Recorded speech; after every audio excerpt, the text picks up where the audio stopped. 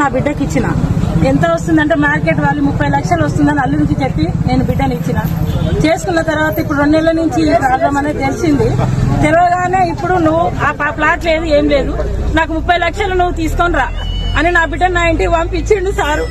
నేను ఏం చేయాలి?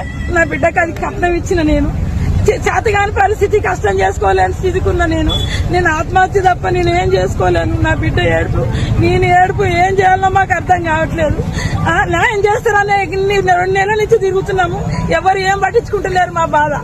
మాకేం చేస్తారో మాకు కోమటిరెడ్డి రెడ్డి సారు మీ కాళ్ళ మీద కూడా పట్టయ్యాల.